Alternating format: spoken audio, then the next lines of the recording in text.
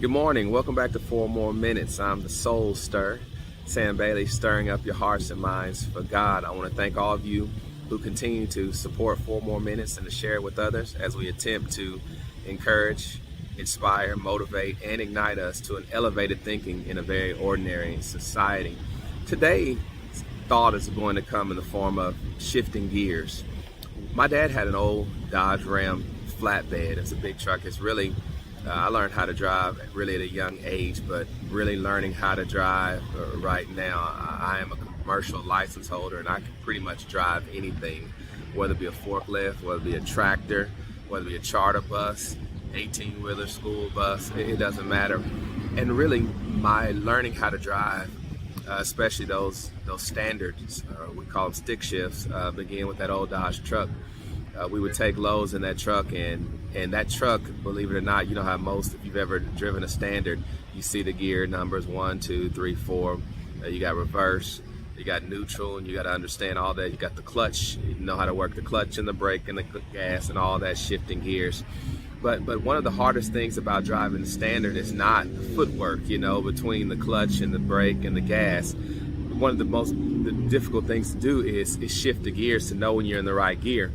And on the knob of the gear shift, the numbers had worn off, so it became increasingly extremely difficult to know what gear that you were in.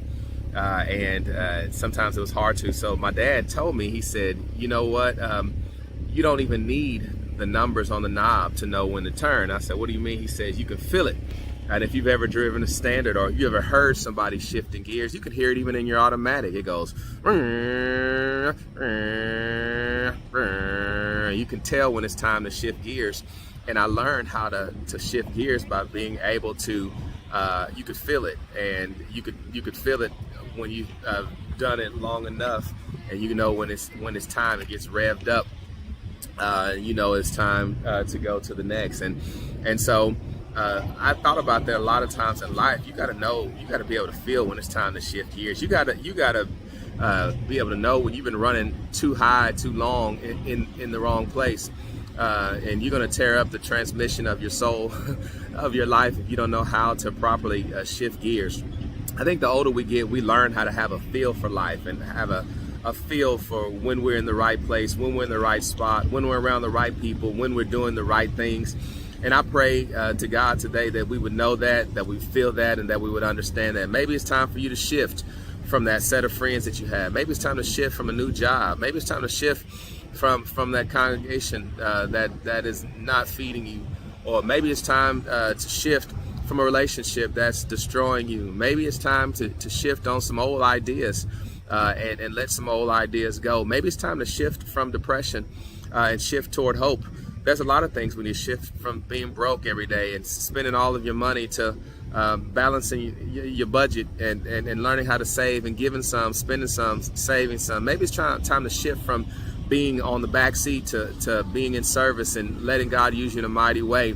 I don't know what it is. Maybe it's time to shift from sadness to joy, but it's time to make a shift. It's time to change some gears, and maybe you don't know how, you don't see it, and you can't see when it's the next move. The Spirit always guides you, and if you listen to the Spirit, you will have power, and you will have less power outages when you listen to the Spirit. Remember, when the Spirit is in your life guiding you, you can't be pitiful.